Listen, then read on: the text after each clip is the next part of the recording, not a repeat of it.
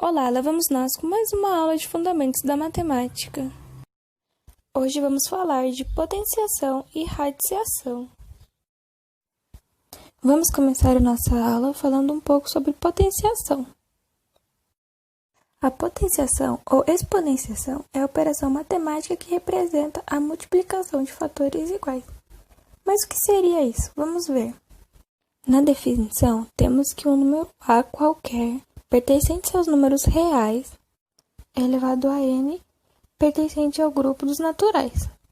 A definição diz o seguinte: o número A qualquer elevado a um expoente n é a mesma coisa que é igual a vezes A vezes A, tendo assim n números de fatores iguais. Para entender melhor o que isso quer dizer, vamos entrar nas propriedades então. Primeira propriedade. Vamos começar com a P1. Bom, o que diz a P1? Vamos ver então. É o seguinte. Temos aqui A elevado a um expoente m vezes A elevado a um expoente n. Seria a mesma coisa que A elevado a expoente m mais n. Mas por quê? O enunciado dessa propriedade quer nos dizer que quando temos potências de mesma base, conservamos a base e somamos os expoentes. Vamos fazer um exemplo para entender melhor. Temos no primeiro exemplo 2 elevado ao cubo vezes 2 elevado ao quadrado. Isso é a mesma coisa que 2 vezes 2 vezes 2 vezes 2, que seria 2 elevado à quinta. Mas por que isso? Para simplificar, somamos os dois expoentes. 3 mais 2 seria 5. No segundo exemplo, já temos 3 elevado ao quadrado vezes 3 elevado à quinta, vezes 3 elevado ao cubo.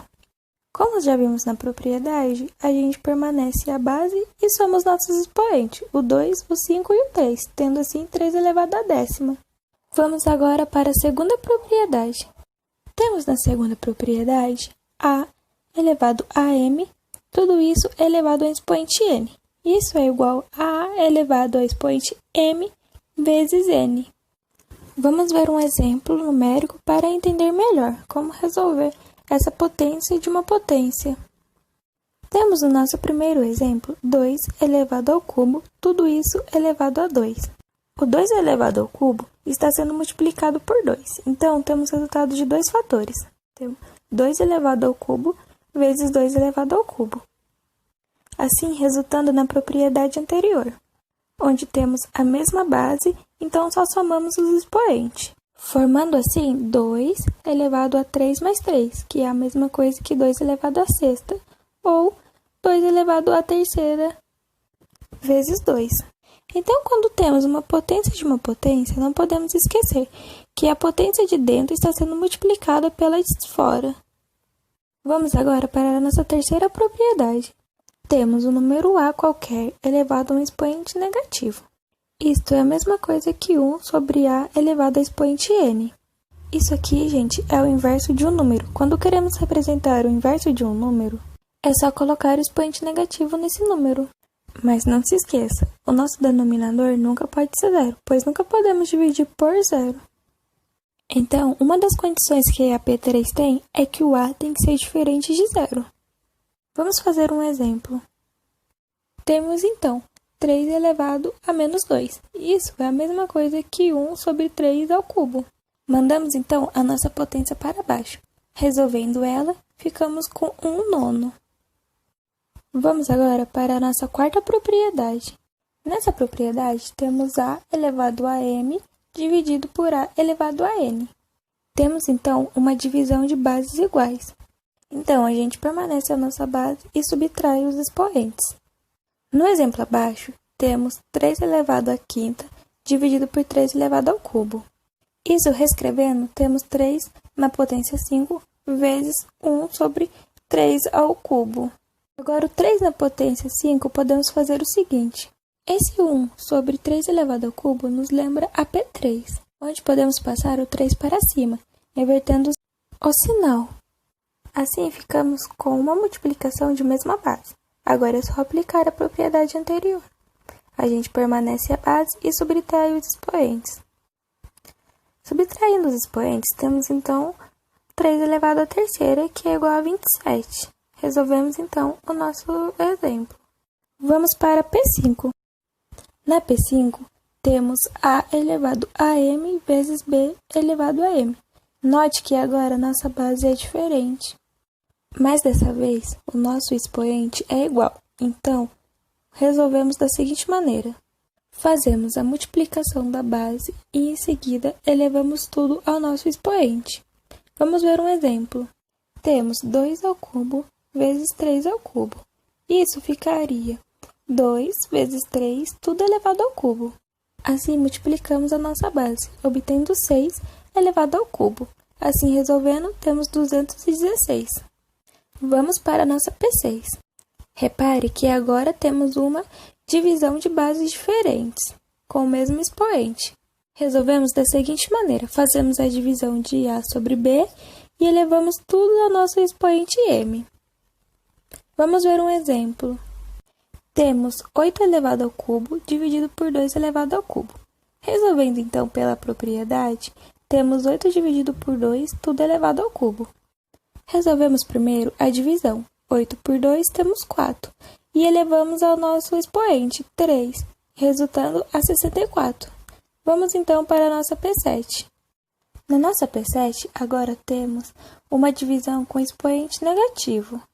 Como então resolver isso? Invertemos a nossa base, então ficamos com B sobre A e o nosso expoente fica positivo. Olha só um exemplo para finalizarmos. Temos aqui 3 dividido por 2 elevado a menos 3. Isso é a mesma coisa que 3 elevado a menos 3 dividido por 2 elevado a menos 3.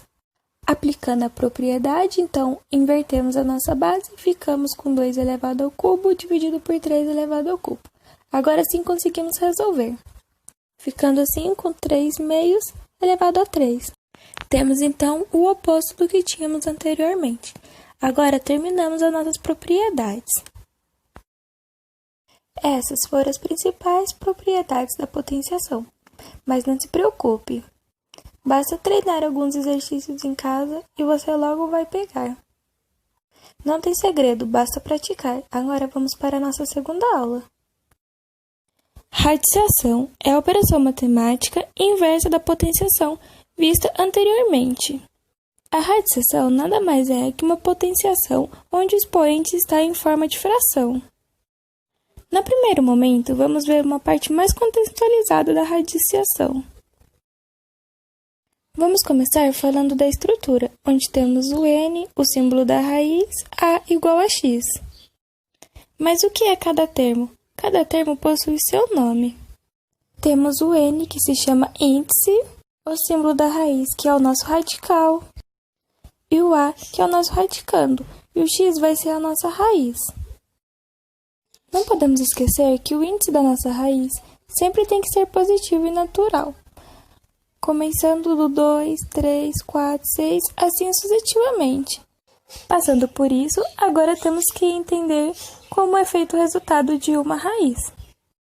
Vamos começar com um exemplo. Aqui temos raiz quadrada de 16. Observe que eu falei raiz quadrada e não aparece o número do índice na nossa raiz.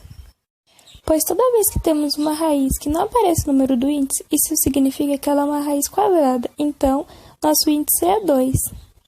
Assim, então, resolvemos a nossa raiz de 16, que é igual a 4. Mas por que é 4? Nosso resultado é 4, pois 4 elevado a 2, que é o número do nosso índice, é igual a 16. Temos, então, que sempre procurar um número que é elevado ao nosso índice resulta no nosso radicando. Vamos fazer mais um exemplo. Agora temos raiz cúbica de 27. Sabemos que a raiz cúbica de 27 é igual a 3.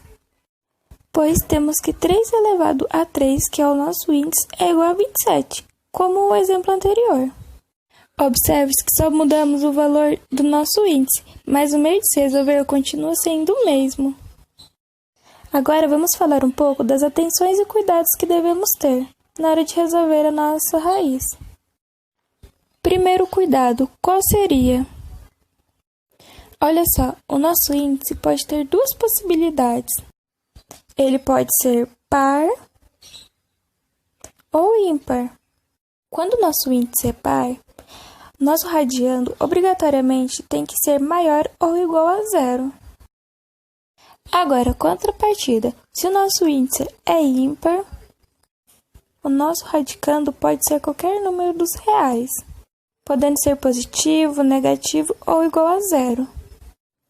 Agora um exemplo. Temos a raiz quadrada de menos 4, mas como podemos ver, isso não existe, pois temos que pensar em um número elevado ao quadrado que resulta no resultado menos 4, então isso não existe. Um número negativo elevado ao quadrado nunca será um número positivo, nunca se esqueça disso. Agora vemos outro exemplo onde temos raiz cúbica de 8 que é igual a 2 e raiz cúbica de menos 8 que é igual a menos 2. Mas por que raiz cúbica a gente consegue resolver com números negativos? Raiz cúbica de menos 8 é possível se resolver, pois quando elevamos o menos 2 ao cubo, conseguimos obter menos 8, que é o resultado do nosso radiando. Quando temos um índice ímpar, podemos ver que nosso radiando não tem nenhuma restrição. Ele pode ser negativo, positivo ou igual a zero. Agora vamos para o segundo cuidado. O segundo cuidado é onde muitos alunos fazem a confusão. Onde muitos, em vez de escrever raiz de 36 igual a 6, escrevem raiz de 36 igual a mais ou menos 6. Isso não existe, gente. Usamos o sinal de mais e menos quando queremos encontrar duas raízes numa equação de segundo grau. Fora isso, não usamos isso na nossa raiz quadrada. Então, fique muito atento, pois se você escrever mais ou menos 6, quando estiver resolvendo uma raiz quadrada, por exemplo, isso está errado. Agora, outro exemplo. Agora temos menos raiz de 4 igual a menos 2. Por que igual a menos 2? Veja que o sinal está fora da raiz, então ele não tem nada a ver. A gente simplesmente repete o sinal e coloca o resultado. Terceiro cuidado agora. Terceiro cuidado, temos raiz de x ao quadrado. Isso é igual a módulo de x e não o x.